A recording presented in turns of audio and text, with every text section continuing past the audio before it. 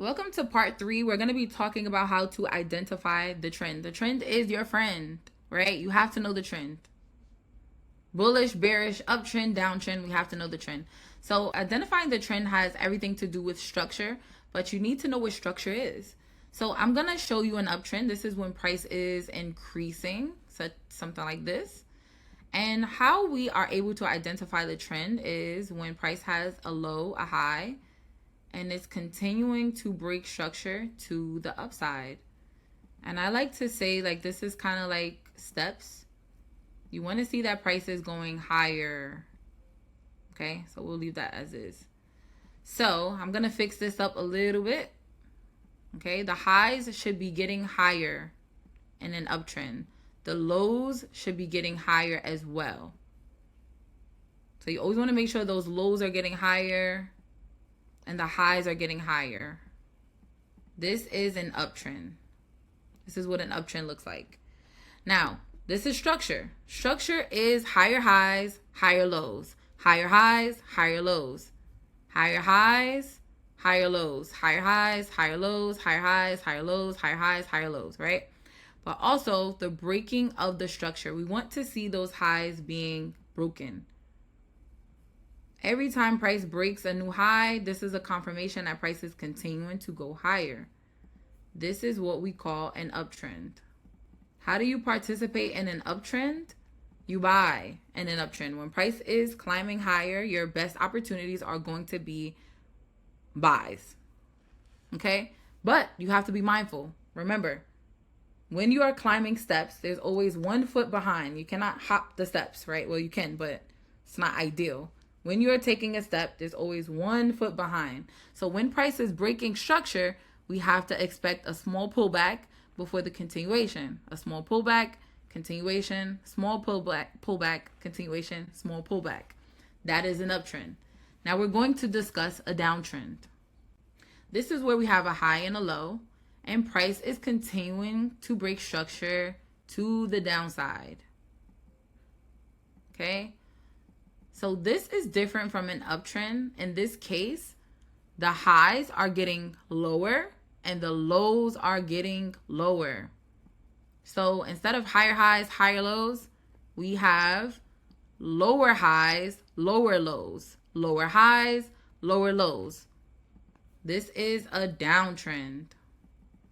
And in a downtrend, we are also breaking structure, just not to the upside. We are breaking structure to the downside. This means that we want to see the lows continue to be broken. Okay? This is where we're breaking the lows.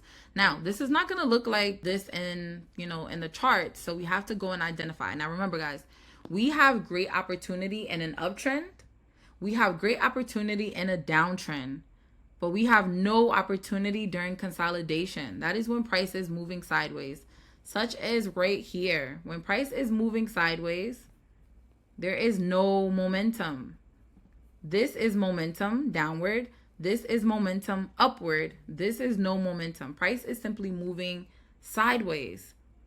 There's not going to be much opportunity when you are trading the consolidation. In fact, it is very, very dangerous.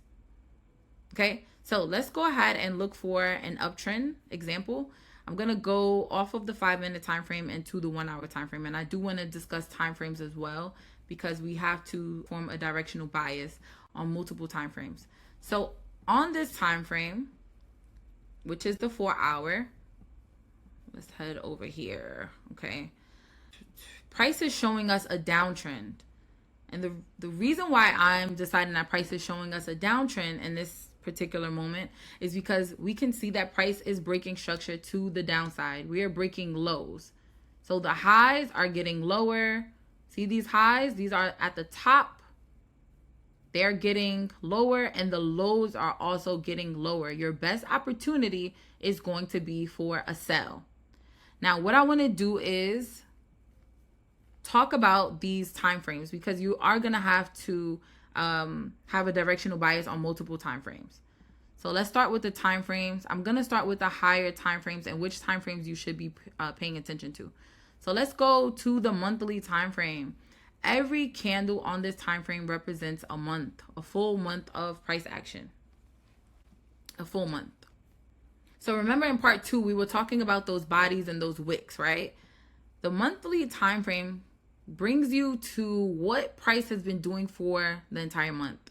It looks like price got really low and then it rejected, right? The wick shows us where price has rejected. It rejected and then we got the momentum upward, right? So it looks like price is headed upward. Our best opportunities are going to be upward.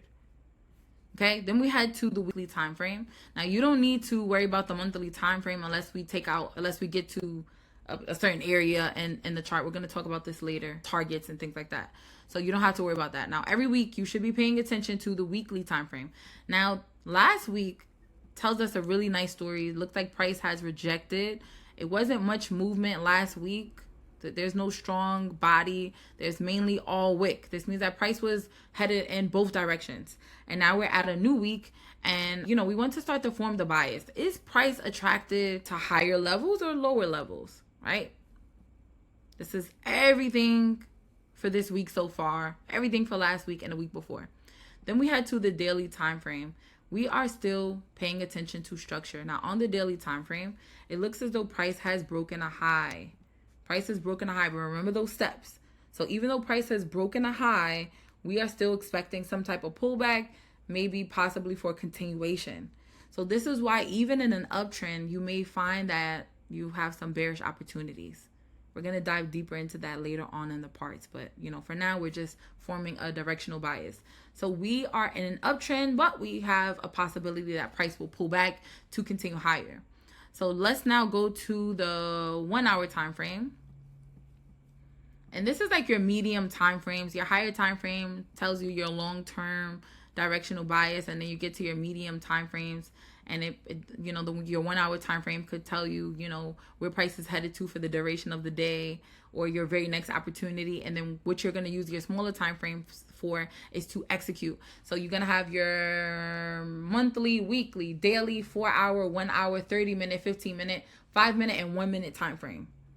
And what you need to do is work your way down, directional bias on a higher time frame, and work your way down until it's time to execute on that smaller time frame.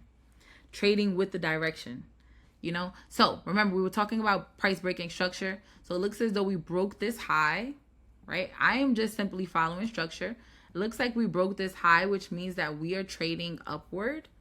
So we are looking for price to go higher. However, remember those steps. Right? We are expecting price to pull back. Remember, you can't climb with both feet. We're looking for price to pull back before the continuation higher. So it looks like our very next opportunity is possibly going to be for a sell. So I am remembering where we are in this area. Let's head to the 5 minute time frame. Let's see if we are breaking structure. So again, for our opportunity, we want to break structure downward. We want to see a break of structure, a retest, and a continuation.